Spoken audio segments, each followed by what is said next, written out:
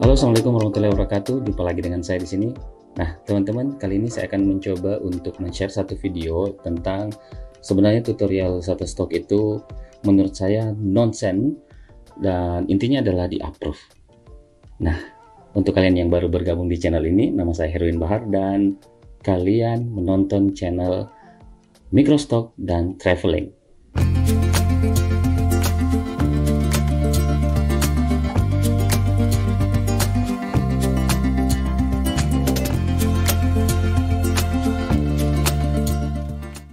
Oke, teman-teman, jadi harus kita sadari banyak yang sudah masuk ke dunia Shutterstock atau Microstock itu karena ingin mencari duit. Nah, ini hal yang menurut saya sudah menjadi bukan lagi menjadi rahasia umum. Kebanyakan orang yang memang sengaja untuk masuk ke dunia Shutterstock atau Microstock itu hanya karena ingin mencari duit. Jadi intinya teman-teman yang ingin mencari duit memaksimalkan kemampuannya, apa yang harus dilakukan untuk mencapai apa yang diinginkan. Jadi apa yang harus kalian lakukan sebenarnya tidak harus sama dengan apa yang orang lain lakukan. Kenapa? Karena setiap orang beda cara dan upaya dalam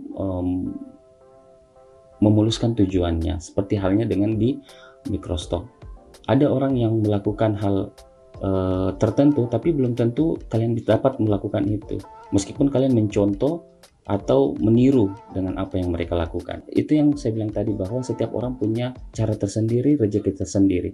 Meskipun kalian mencontoh, tapi kalau bukan rezeki kalian pasti tidak akan bisa begitu, teman-teman. Nah, yang saya juga mau sampaikan adalah untuk masuk ke dunia Microstock atau Shutterstock lah, tidak perlu sebenarnya orang yang profesional dalam dunia fotografi atau dunia videografi, karena orang yang biasa saja baru mengenal yang namanya foto, baru mengenal yang namanya video juga bisa bergabung dan mendapat keuntungan banyak contoh dari orang-orang di sana yang sudah sukses dengan mengumpulkan banyak dolar dari Shutterstock itu bukan berasal dari profesional fotografi atau videografer, meskipun teman-teman banyak juga atau ada yang memang orang yang konsen di dunia fotografi yang kemudian membuat foto atau kegiatan fotografi itu dan dimasukkan ke Shutterstock daripada tersimpan dalam folder mereka atau laptop mereka. Jadi mereka sengaja untuk memasukkannya ke Shutterstock. Yang mau saya sampaikan adalah bahwa tidak semua sama, teman-teman, karena banyak juga yang hanya bermodalkan HP, ponsel, yang akhirnya bisa masuk ke dunia Microstock. Mereka bukan awalnya dari seorang yang profesional, bukan dari pekerjaan mereka, bahkan baru belajar dengan dunia fotografi, tetapi dia mampu meraup keuntungan besar. Nah, rahasianya apa? Rahasianya tentunya beda dengan orang-orang lain. Jadi maksud saya adalah, meskipun kalian mencontoh tutorial yang dilakukan atau yang diberikan oleh orang lain atau para Microstocker lain, belum tentu itu bisa berhasil untuk kalian sendiri. Itu yang saya mau sampaikan, teman-teman. Jadi apa yang harus dilakukan? Ya, di sini saya tidak tahu apakah setelah video ini mungkin ada beberapa hujatan dari teman-teman atau orang-orang yang sering memberikan tutorial di Shutterstock atau Microstock. Tapi saya harus menyampaikan hal ini, bahwa menurut saya orang yang sukses di Shutterstock itu tidak selalu harus mencontoh orang lain atau mencontoh tutorial orang lain. Yang saya sarankan adalah, intinya foto kalian harus di-approve. Bagaimanapun caranya, foto itu harus di-approve dulu. Jadi meskipun kalian mencoba untuk membuat suatu teknik dalam dunia fotografi, tetapi foto kalian tidak di-approve, itu nonsense, itu konyol menurut saya, teman-teman. Jadi yang penting adalah di-approve. Nah, bagaimana foto itu di-upload. Nah, itu tergantung dari kalian sebenarnya. Meskipun menurut saya adalah kita punya cara sendiri untuk membuat foto kita bisa di-upload. Itu yang pertama menurut saya. Jadi buatlah approve itu sesuai dengan cara kita. Setiap orang punya cara sendiri. Nah, jika sudah tahu dengan cara itu, kalian lakukan sesuai dengan cara yang kalian lakukan. Dan saya yakin kalian pasti pernah atau merasa bahwa oh, mungkin cara ini yang harus saya lakukan karena ini yang biasa saya lakukan hingga di-approve. Yang perlu sebenarnya diketahui adalah garis besarnya, teman-teman. Maksudnya garis besarnya di sini adalah memang kalau pemainnya komersial itu yang menampilkan orang itu harus ada mode rilisnya. Kalau kalian tidak mau ribet, meskipun ada orangnya, kalian lakukan dengan editorial. Itu saja menurut saya. Selebihnya adalah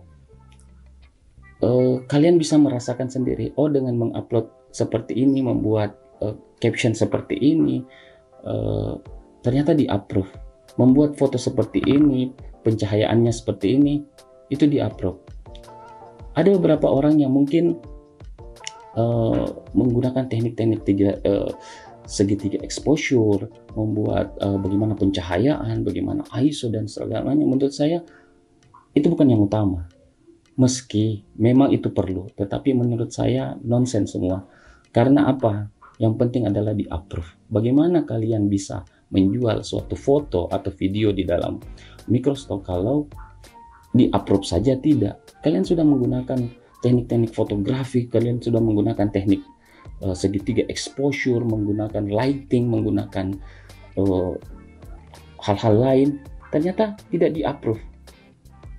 Ini menurut saya hal yang bukan sesuatu yang penting. Yang penting adalah di-approve. Bagaimana foto itu bisa di-approve? Bagaimana bisa masuk ke dalam Shutterstock? Itu dulu. Nah, caranya kalian bisa merasakannya sendiri. Buat saja foto, buat saja video yang bisa di-approve. Banyak Shutterstocker lainnya di sana, bahkan saya sendiri merasakan bahwa di-approve itu gampang-gampang susah. Saya punya cara sendiri. Seperti yang saya bilang tadi, kenapa tidak usah terlalu fokus terhadap teknik-teknik fotografi yang kayak segitiga exposure dan lainnya, karena contoh foto blur mana yang ada pedoman segitiga exposure-nya gitu. Foto dibuat dalam bentuk blur, baik itu blur secara kamera ataupun blur secara Photoshop atau aplikasi foto lain yang ada di laptop atau handphone kalian. Nah, itu bisa di-approve. Dan lucunya lagi, foto blur itu bisa dijual. Saya sendiri punya foto blur yang dijual hingga beberapa dolar, puluhan dolar. Pedoman teknik fotografi mana? Coba teman-teman. Nah, itu yang saya bilang tadi, bahwa setiap orang itu punya teknik tersendiri dalam membuat suatu rangkaian foto atau membuat suatu video yang bisa di-approve. Kalian akan bisa merasakannya sendiri. Jadi saran saya adalah jangan terlalu fokuslah terhadap bagaimana membuat teknik, membuat foto objek-objek yang begitu. Intinya adalah bagaimana foto kalian di-approve. Itu dulu. Selebihnya kalian bisa mengeksplor suatu objek dalam berbagai angle, dan kalian bisa membuatnya dengan variasi-variasi lain yang akhirnya membuat portofolio kalian menjadi beragam.